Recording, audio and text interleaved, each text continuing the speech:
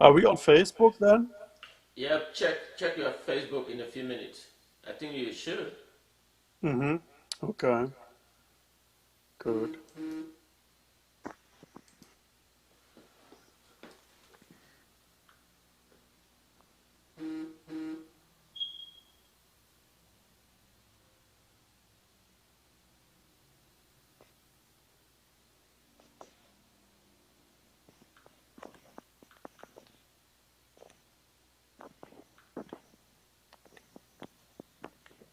You could. Are we on Facebook then?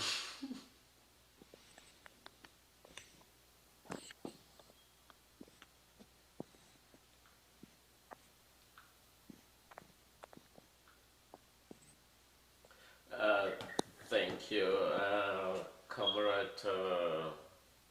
Christoph Messner is joining me live for this broadcast, and thank you, Comrade, for this evening. Or is the afternoon? I guess it's afternoon here in the great state of Texas, and I know it's been a while that we haven't been broadcast together, but I really appreciate seeing you joining me in this just chatting discussion. I mean, what else can you say? But anyway, thank you, comrade, and it was nice having you this afternoon. It's 12 p.m. here in the great state of Texas, and also 12:11 p.m. in Ambazonia. So thank you, and if you have something to say, I mean, it's just a discussion. Thank you. Yes, thank you also, Comrade Daniel. Thanks for being on your show. Always nice to be on your shows. And hello to Texas.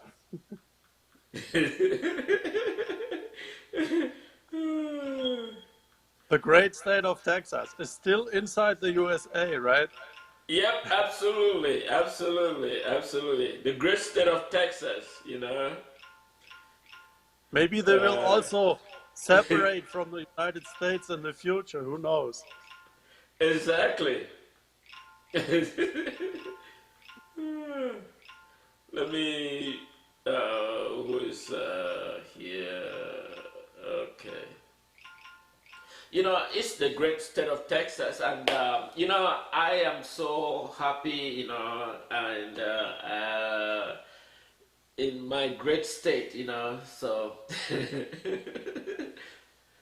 And so, you know, Yeah. election is coming here. I think is it next year, 2022, midterm election. So I might probably run for the governor of Texas if I have the opportunity. What do you think?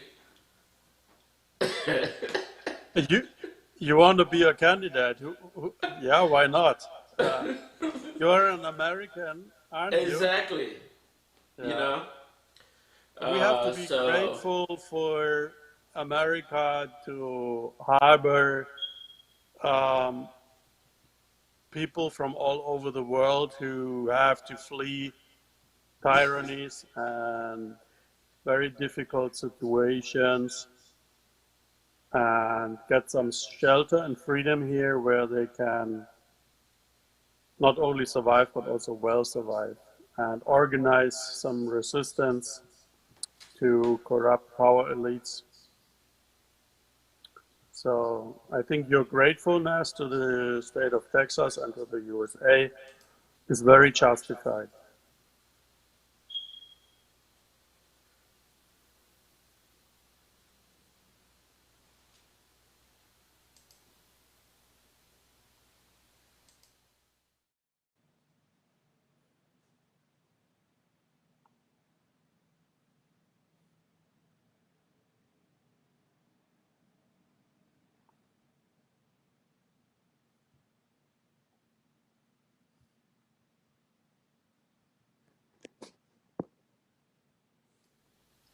yeah, thank you, comrade, for that point. You know, it's quite and I mean, many, you know, this Ambazonian War of Independence, you know, has been the very, very crucial. And what do you say about fellow?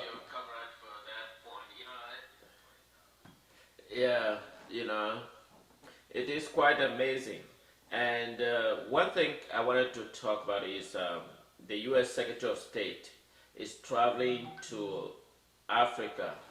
What do you take on his traveling to Africa, U.S. Secretary of State?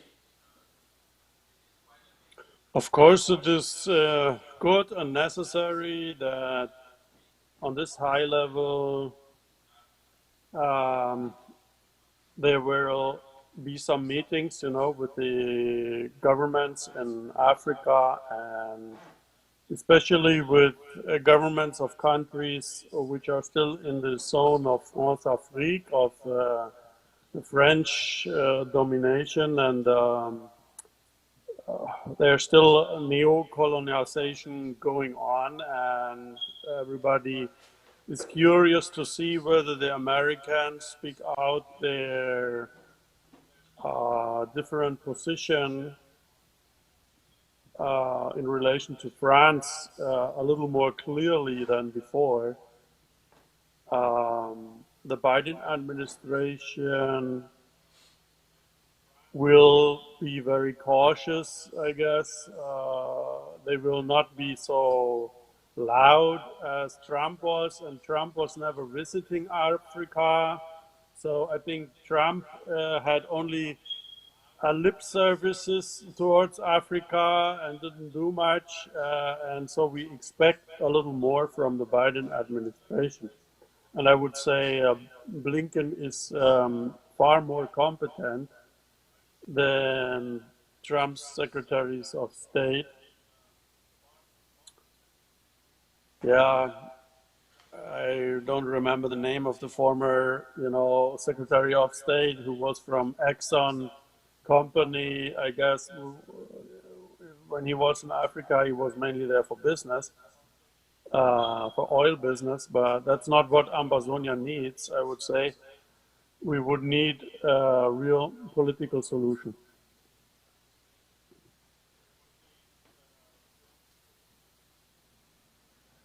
Yeah,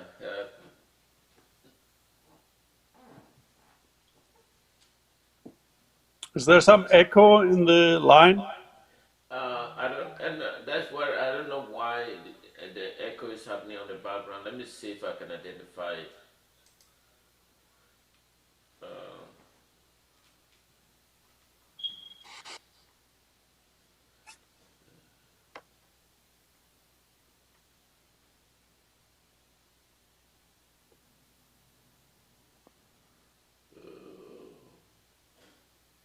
Maybe I can meanwhile say that we should not expect too much on the field of diplomacy because in the big geopolitical picture, there's not much international interest in allowing in independence movements to succeed in sub-Saharan Africa. So I would say like the Africans there really have to fight against all the international conspiracy to get resources for cheap in Africa and to come up with their own political solutions. And I would say like all all African countries have to you know beat the drums louder, and speak out their own interests. So the attitude of expectation, yeah, towards Biden, Blinken, America is understandable, but should not be the main horse to bet on.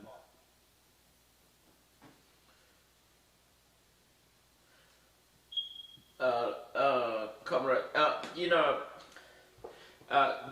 you see, for those who are watching for this discussion, um, Secretary of State, this is first of his trip during, but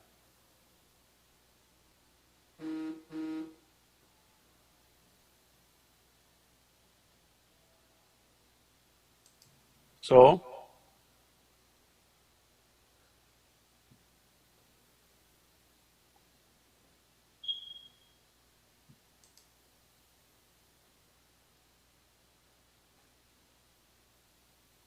some technical problems.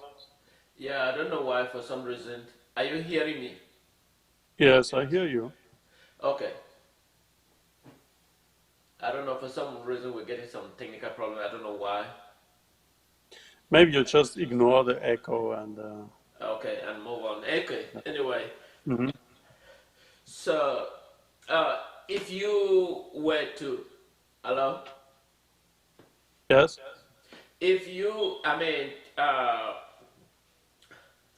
if you were to advise the U.S. Secretary of State on the questions that, there is a crisis in Ethiopia, and there is also crisis in Southern Cameroon, which is not something new.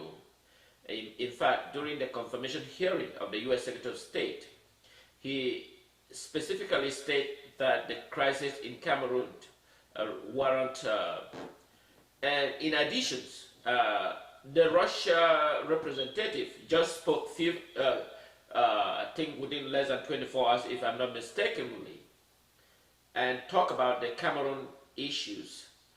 What do you take on Russia response? It seems international community are looking into this crisis, but don't have a solution. It seems to me, in my own impression, France is the key problems that is blocking this discussion to move forward. Yeah, I don't know in concrete about the Russian response, but I can expect that the superpowers all are looking towards keeping the status quo in Cameroon because they want to harvest cheap resources. And a dictator is always favorable to guarantee this, be it the Russians or the Americans. And therefore, the only way for the Ambazonian diplomacy to reach something is to look at leverage, leverage, leverage, and that can only be created on the ground in the homeland by a militant, well organized resistance and defense against tyrannical occupation and neocolonial exploitation structures. And as long as the diaspora of the Ambazonians are not really humble and put themselves under the Ambazonian flag and under the Ambazonian nation and under the interests of the Ambazonian people, you will also not reach anything on the diplomatic field. And hoping much from the Americans is not advisable, but in diplomacy, if you want to reach something, you have to prepare the right soil, where something can grow on later on uh, in many areas.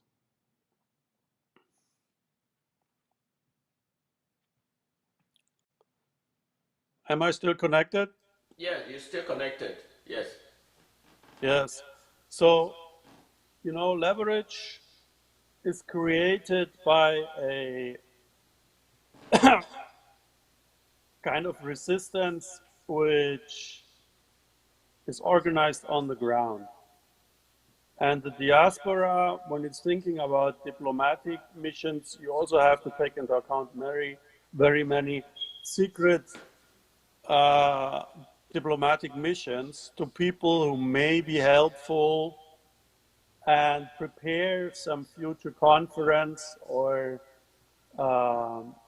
teach the American or other countries parliamentarians the truth and what the real interests and the root causes of the conflict the real interests of the Ambazonians and the real root causes of the conflict are. And all talking about soft solutions, which go in the direction of ceasefire, dialogue, you know, with a tyrannical regime like the Biya regime, you will not make any progress. You know? They are not willing to move 1 centimeter. It's an illusion to think, even if the mediator is Switzerland, it's an illusion, you know, to expect a breakthrough from there. Nevertheless, we are never doing war just for the war's sake. You always need to build up an intelligentsia and diplomats, you know, how working things out slowly, steadily. We're talking with many important people who are doing education everywhere, you know, who seek for the right formulations in future contracts, who are drafting a new constitution, who are making reform proposals, all this, yeah? But what you need to see is our leaders or the Ambazonian leaders, they need to give a clear picture of how the independence will look later on. What kind of independence is Ambazonia seeking, you know? What way of governance will you have later on, you know? So that the people in the home are really believing in it, they're standing behind it, they're putting the flag above themselves and overcome all the tribal infightings and animosities. Because that is the central problem, the tribalism. As long as you don't overcome it, you know, France, Afrique, and French centralism will always exploit that and put one tribe above all other tribes. And also the international powers who are watching, they will say, man, the Ambazonians, they are so divided, so tribalist, they really need still a central power. They need a strong man above them. Otherwise, there will be no order there. You know, that's what they think to themselves. They probably don't speak it out, but that's what they think. And therefore, for the Ambazonians, you need to force your leaders and activists to speak with one voice, to collaborate with each other, and to be humble enough, you know, to not deem themselves above the people on the ground who do the fighting. The people on the ground who do the fighting are above the diasporans. Even if the diasporans are contributing a lot of funds. That's the problem, because, you know, only the people on the ground, they know how it really is. What do you say to that?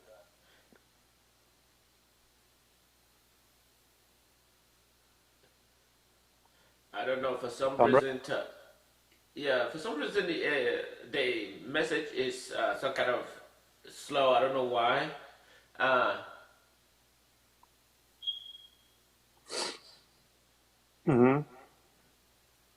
Hello? I hear you. Yeah, for some reason the volume is not. Let me see. I'm sorry. I think I cannot change anything on my side. I'm just talking into my phone. Okay, are you hearing me? Yes, very well and clear. Okay. Anyway, for some reason, I don't know why we're getting some kind of message interaction problems. It seems people are not, the message is not going through. Whatever the case, I've looked here to find out exactly what's the problems.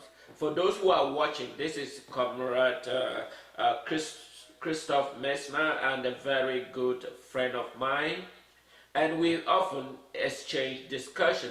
for those who are watching for the first time. It's about Southern Cameroon for many of you who are not aware.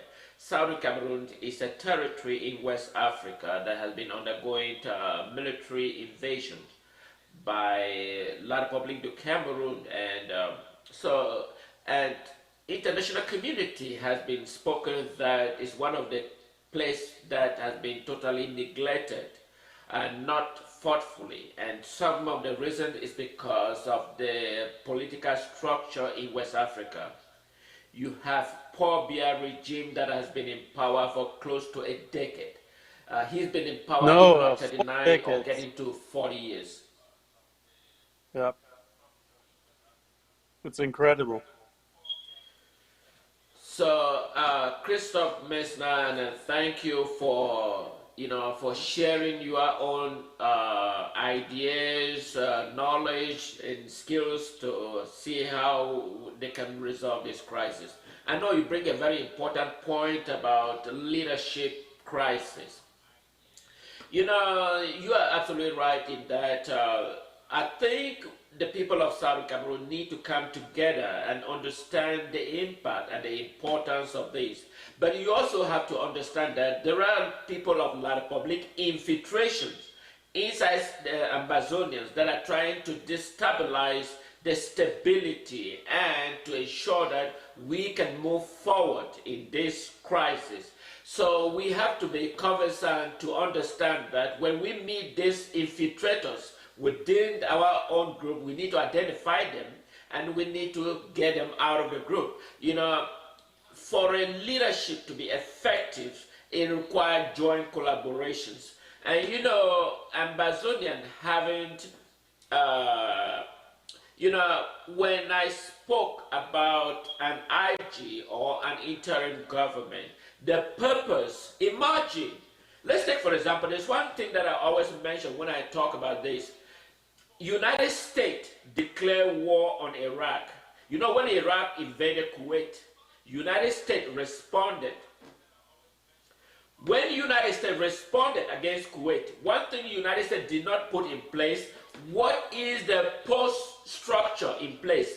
United States did not realize that the war will be so rapid that victory will be for United States.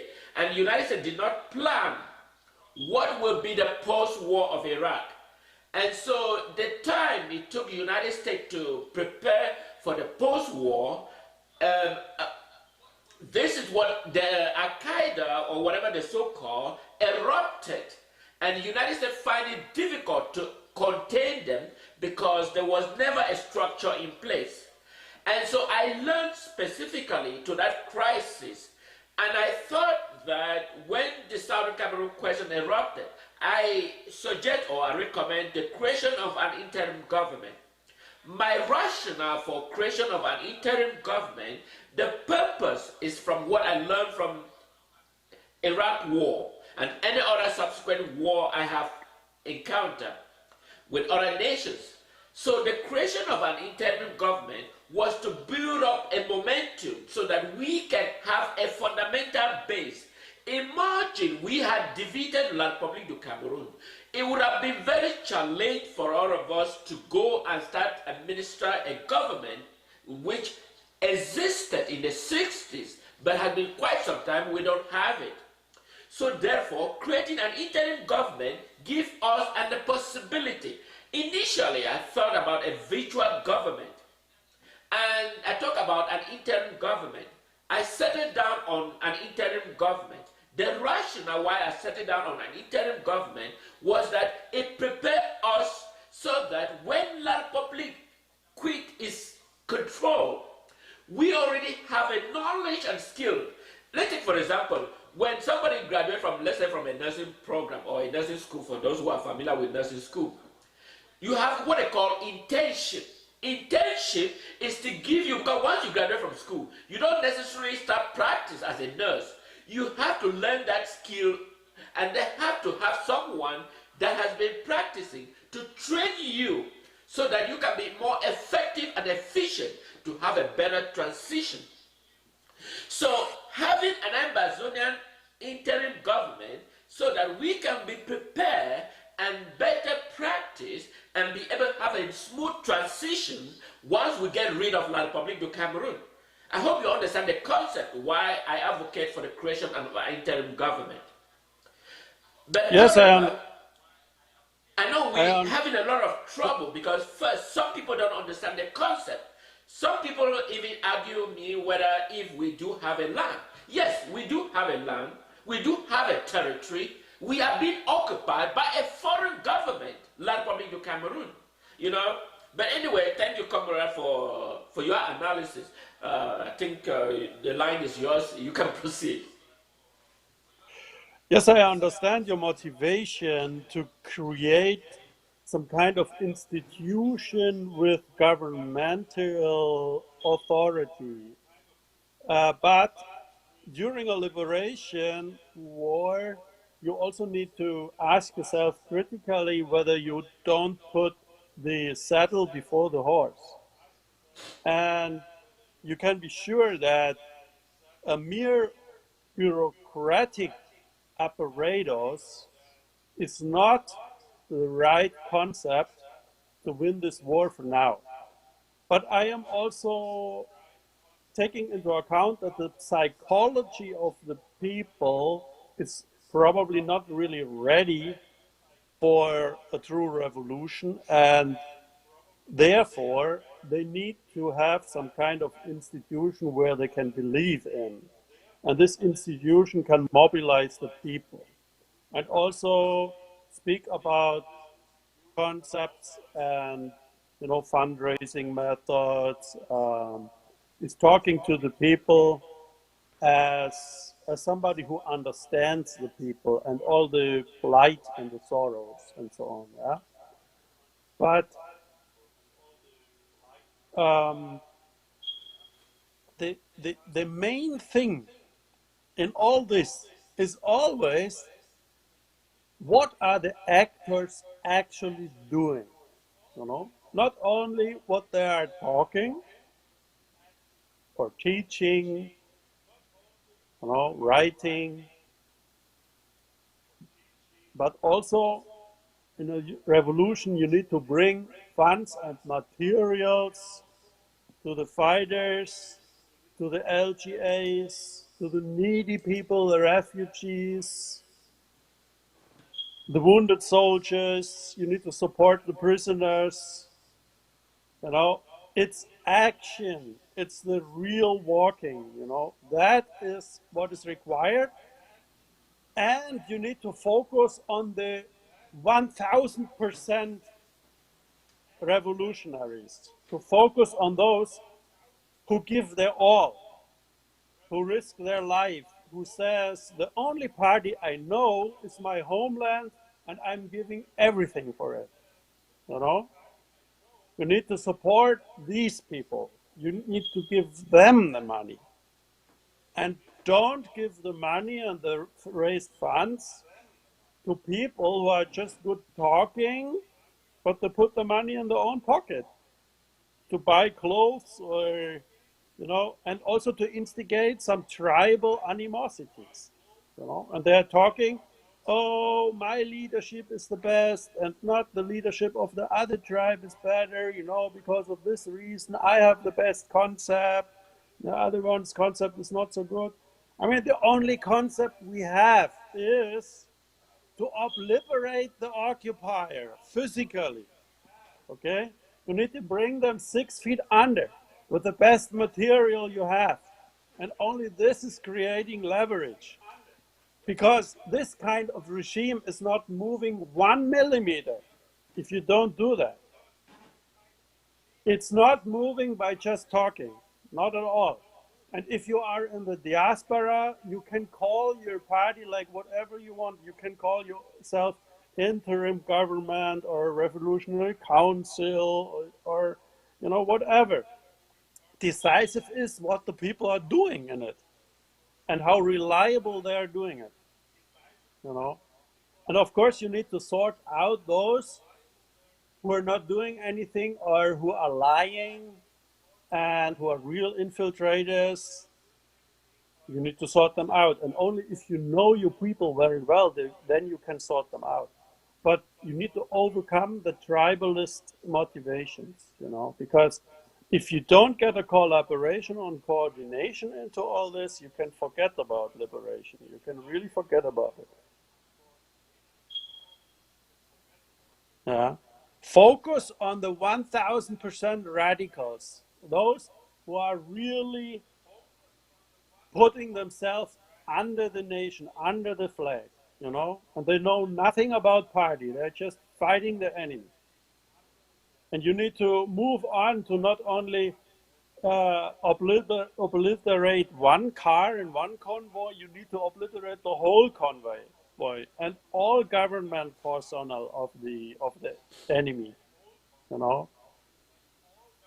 And as long as you're talking about interim government and positions and titles and so on, and you don't even have one quality material on the ground, you have not even started yet. That's my conviction, really. I mean, I'm just talking out of the experience of so many other liberation wars, That's just how it works. You need to get serious. Uh, uh,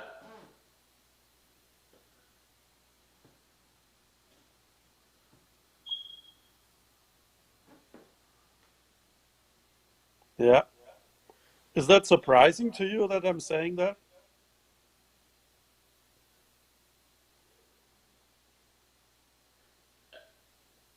Absolutely. Yeah. Um, you know, um, you know what is going on. Thank you so much for that analysis, Mr. Comrade, for pointing that point of view. And let me bring you to this point. Um, what is going on now in Bamenda? Usually the fighting was just around the rural area. It seems the fighting is now coming to the central location. And you saw the incident, the demonstration that happened in Santa area.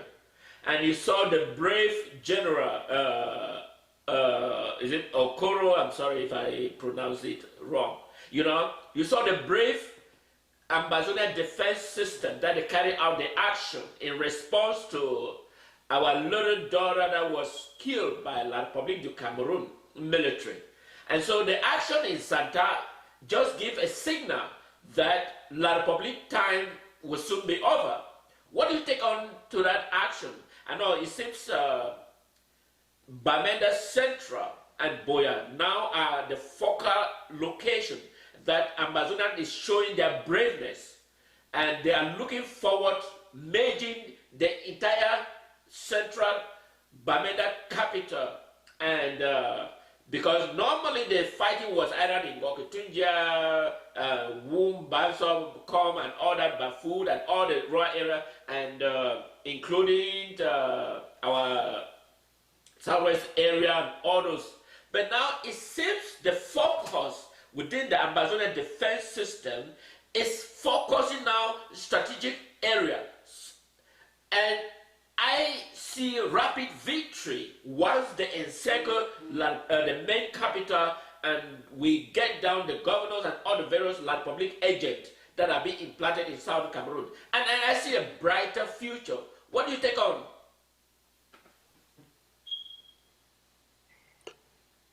Well, I don't know so much about the concrete fighting actions on the ground. I cannot really judge whether in the Buea area the resistance is as much as in the Bamenda area. I don't know that. But I'm for optimism, but also I'm for realism. So I don't think we will have any rapid victory in the upcoming years because I hope so. I hope always that it goes faster than expected. And I also totally welcome if all counties show some resistance, at the same time, definitely. Um, as far as I know, the so-called Southwest was more reluctant to do resistance than the so-called Graphi people, no? Or so-called Northerners. But uh, that may change. I think, the people are suffering from this regime so much that even in the Buea area, the resistance will grow. Yeah, but we should not have too optimistic, too blind expectations, because our resistance is not coordinated well enough, and the various groups still have to sort out a lot of things. And it needs more funding, more materials, more coordination, and also more secrecy. So the diaspora cannot expect that the Homeland Defense can just speak out every detail, and we actually can, tell in public how strong we really are, or what's going on where, and so on. We need to also learn that this is just classified information, and you need to keep it classified, you know. And the thing we can do in the diaspora, is to sort out the most reliable ones on the ground, to be coordinators between the various fighting groups and between the various LGAs, yeah, and to make sure that the funds and materials are really reaching the best performer in the defense, because if you support the best one, the most effective one, they will have more battle wills, and then the other groups will follow them because they also want to be successful, you know. And we cannot spread out how they actually do it.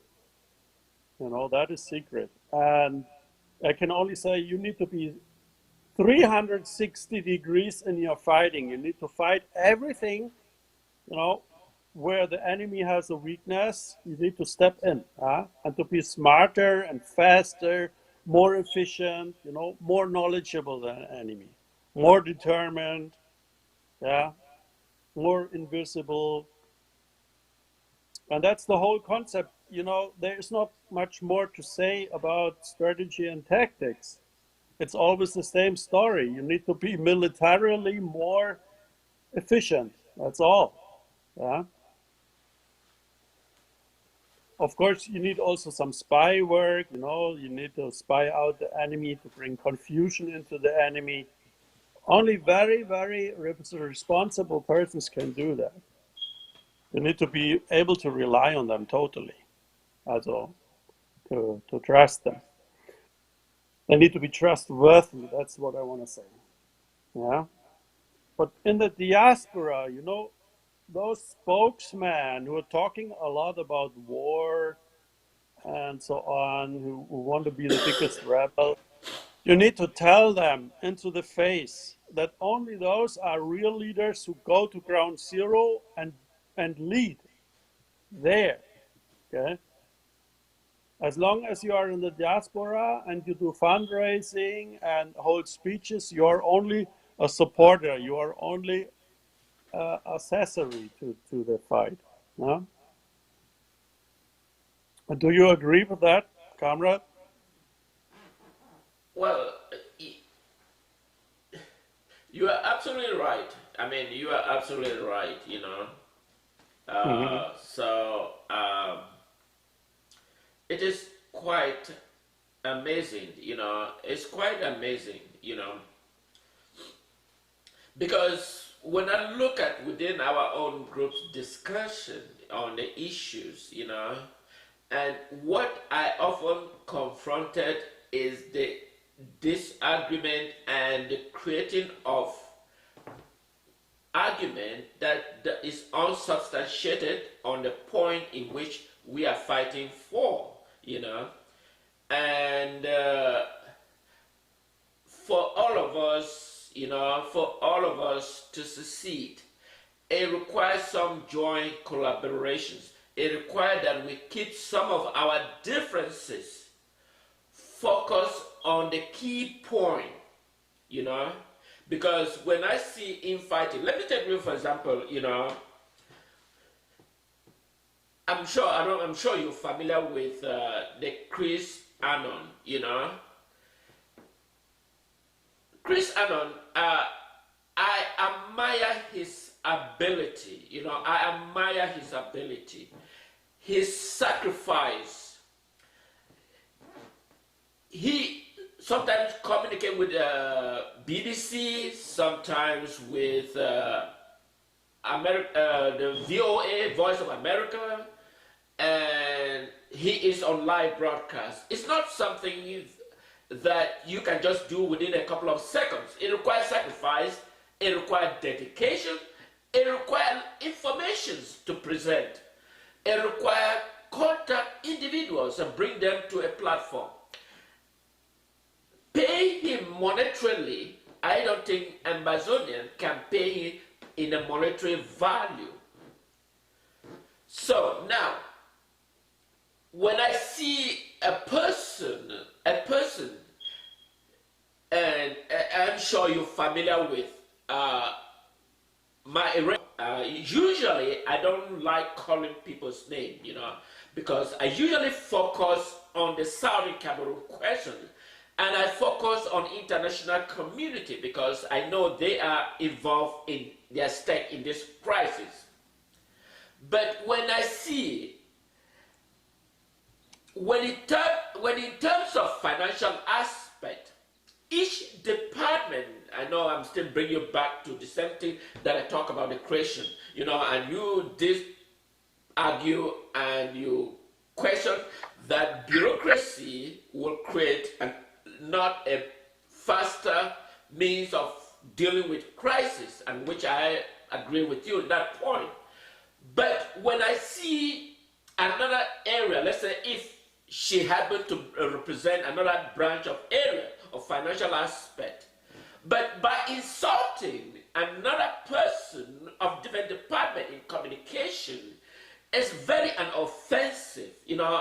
I don't appreciate that, her attitude. I usually don't talk about people's background or whatever it is. If that is required that she need to disburse something for a purpose of an Ambazonian, I will rather agree that she does that if the president, the president has initially endorsed that such a disbursement be made available to that area. It is her obligation to comply instead of asking someone to go and look for a job. I look at it as very offensive when somebody make that kind of analogy and statement. Of course, what he sacrificed, people may disagree with my assessment. That's the time off he has taken off from his family to do what we actually need. That message create a lasting impact, make the world awareness of the crisis in Southern Cameroon, without which it would be impossible, because remember, France would have declared war, that we were being classified under certain categories as he perceived, France perceived, because we had deprived them their husbandry, that's farming grazing area in Africa, which France enjoyed harvesting crops and sold it at an exorbitant cheap price, and because we are just like an animal for them that will assist France to harvest their crop at will, and to prevent such to occur, they will make sure that there is a war so that to describe or classify our people that are fighting for a genuine aspect. But however, looking at Ma Irene's message, I am very deeply disappointed.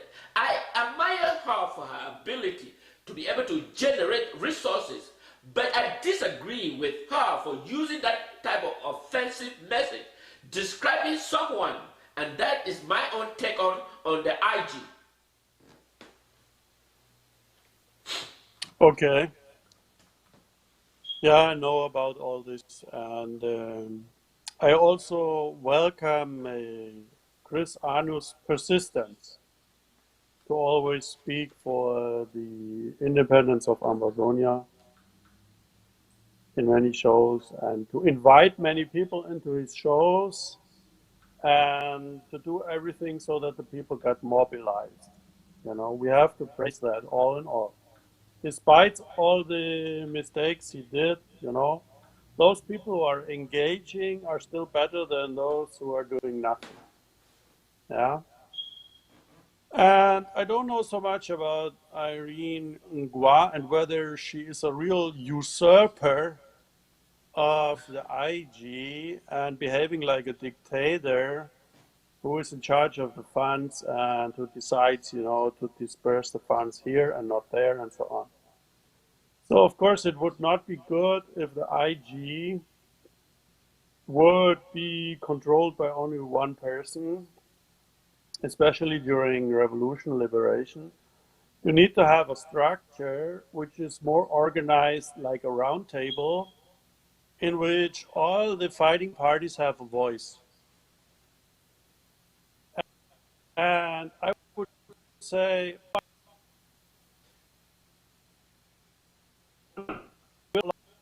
collaborate with a leader who really has troops on the ground and is really doing some fighting.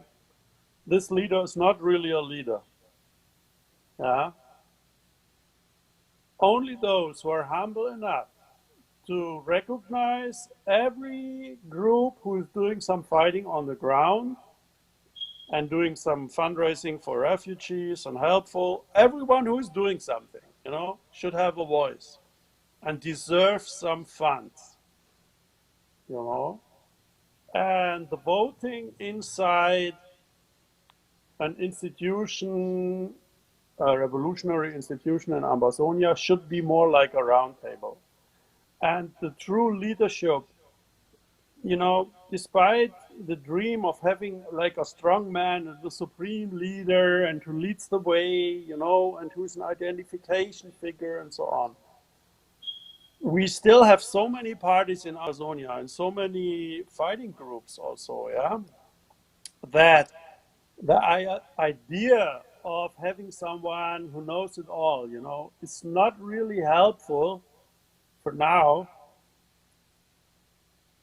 especially when it's a diaspora, you know, because the real leadership is growing on ground zero and not in the diaspora. Yeah. It's out of practical reason, because when you are so far away, you are too theoretical usually. You don't bear the brand. You don't really can imagine what the people are going through on the ground, you know. You only hear it theoretically. So that means, you know, only those on the ground who really took the risk to fight and who excelled in it, you know, and became a real true general who won the battles. Only when they are included in the decision-making process, also on the political field, only then, you know, the liberation goes forward. And as long as the generals cannot be in public, they can send coordinators or strawmen to the round table, to the Ambazonian internal round table, yeah, between all groups, and got represented there. And I would say, whether it's Sako, Irene Gua, or Chris Ano, or Joe Ayaba, or Herbert Bo, or Honorable Wirwa, or, you know, all these limelight figures, they are not true leaders as long as they think my way is the best way, you know, and as long as they think only diplomatic is the best way, or only IG is the best way, or only AGOC is the best way. Yeah, and the revolution got stuck because the aspirants, the leaders, they are too haughty. Yeah, they're riding on too high horse, and all the good Chris Arno did, he's also riding on a too high horse because he has a good voice, but a good voice does not automatically qualify in a revolutionary skill, because you can only acquire that revolutionary skill on the ground. Fidel Castro, he went to the ground, he was fighting there, and that's where he learned. Yeah, now you It's just brought not one point. You yeah. brought one point, and you talk about Cho Ayaba, and okay, you saw the message circulating in this thing, and some people arguing that Cho Ayaba is collaborating with La Republique, and not so many of those messages have been circulating. And one point they argue that Cho Ayaba has not taken any single action on ground zero by the Cho Ayaba's branch, but it turned out that it happened to be not true. What do you take on? Is Cho Ayaba collaborating with La Republique? And what degree do you understand about Cho Ayaba? Yeah, I don't think that he is a traitor or something. I don't think so. He may have done some dirty deals in the beginning with La Republique to get to some weapons. But I think there are many true Ambazonian patriots in the AGOC. But Ayaba Cho also has a tendency towards a one-man show. And in my eyes, he's not collaborative enough with any other group. And both Sako and Ayaba don't have any military training. You need to be on the ground, as I said. The leader has to grow from the ground. And as long as the leaders in the diaspora do not have that humility, as long as they call themselves commander-in-chief, although they did not even have the basic military training. You cannot call yourself a defense minister or a commander-in-chief if you never fired a bullet on the ground. Isn't that logical? So, yeah, I mean, I don't want to negate, his persistence. And I think, despite all dirty business in this, he has got a revolutionary mindset and a clear mind. I think Joe Ayaba knows, what is right and what is wrong. Yeah, and he has a clearer understanding about policies behind the scenes. Yeah, Sako is more like a newcomer into this. He doesn't have so much experience, but he's smart and he's learning fast. Yeah, like Sisiko Ayotape was also a newcomer and he was also learning fast. But it's more like, you should do all this with more humbleness. You should regard yourself lower than every foot soldier. You need to respect every foot soldier. You need to respect it when somebody is risking his life. And you just cannot command a true soldier around if you don't have any military experience. That is a no-go. Yeah, it's very haughty. Yeah, so it's a learning process. And I don't want to exclude every group who wants the best for Ambazonia and who did some mistakes in the past. As long as you are willing, to correct some mistakes of the past, yeah, you are still a respectable Ambazonian entity.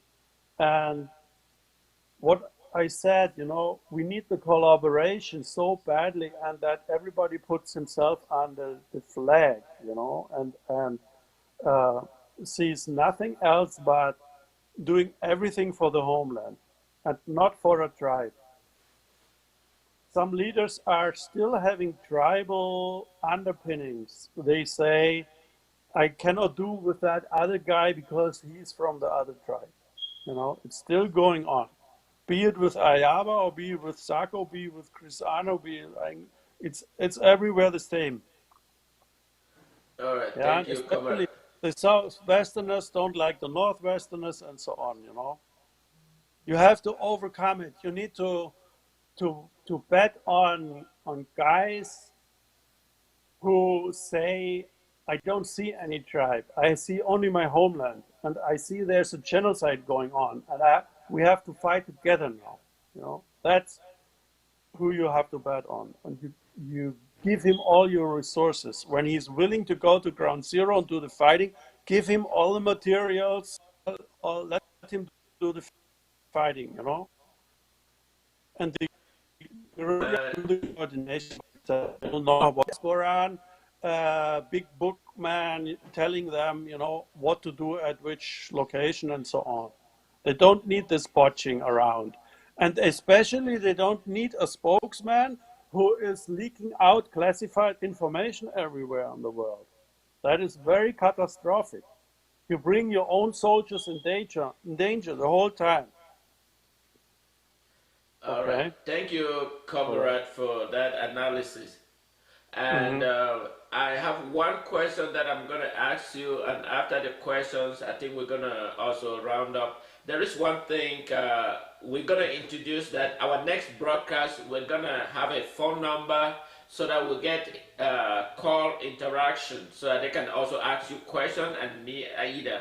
So it's something that I have not introduced, but I will look forward to introduce that so that people can call if they have questions to ask, and probably we can have interaction with them. And I think that is something that is Yeah, going to be introduced in very our good. subsequent next broadcast. And one thing I know it's happened a while. The conference that held in Canada. Some people are arguing that it was La Republique sponsored meeting, and you saw there is a message which circulating, which uh, one comrade was so bitter about it. What is his? I forgot his name. But anyway, the meeting that ended in Canada.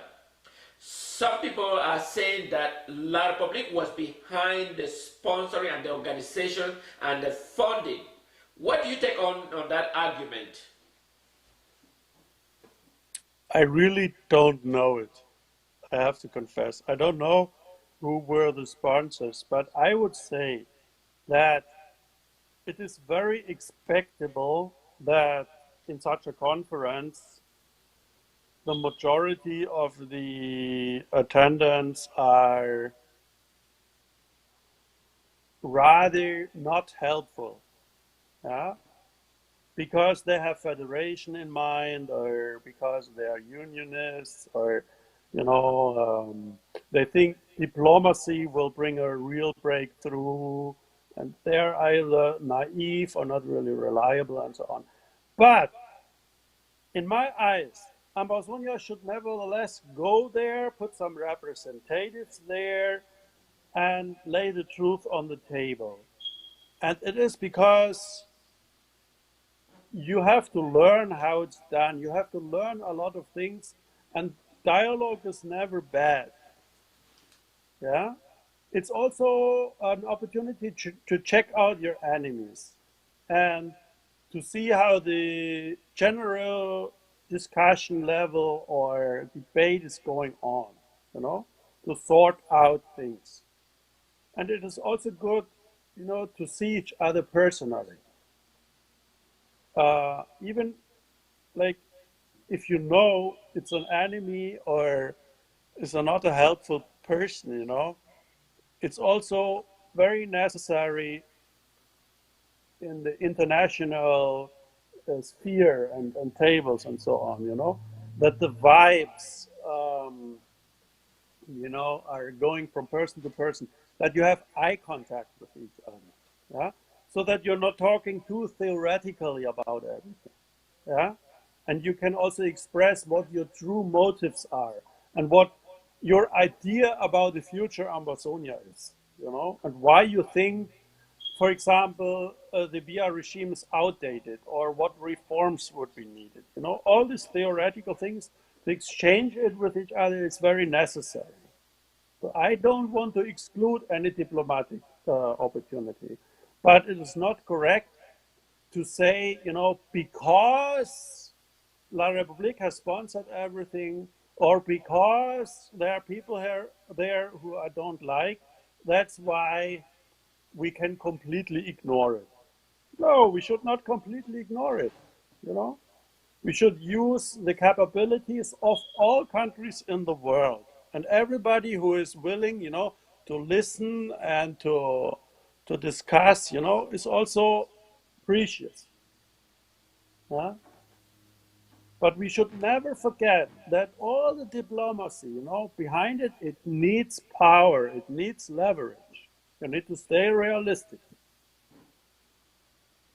That's how I see it. You know, I was not in Canada. I don't know much about it. I would say it would have been good if representatives of the IG would also have been there. You know, at least they would have talked with Ayaba Cho. You know, you sort out, you know, where are your consensus points, yeah, and where do you disagree. You can just see everything a little bit clearer. So I think it's not good to boycott too much. Although I have really full understanding when ground zero fighters say it's useless to go there, so we have to focus on defense. Yeah, I mean they are basically right. Yeah? Let the defense people do the defense and let the diplomacy people do the diplomacy. It's like we have different talents in every people. Yeah? That's how I Uh, see it basically, and it's not. I'm not. How do you say the last word in it? It's just like everybody has like how do you say a different liking, yeah. And I'm not a military guy. I look into constitutions, you know. So I like when people are going to dialogue tables and talking with each other. You know, I like that, but realistically, we have to see that these kinds of retreats will not bring the breakthrough. And also, I think the Swiss table will also not bring a breakthrough, but it is necessary to push it forward. That's how I see it. Yeah. all right. Thank And you, oh, comrade. It was yeah. nice speaking with you. I don't know how your schedule look like tomorrow. Maybe we have uh, some broadcast tomorrow the same time. Maybe we have Yeah. audiences to call in and ask questions.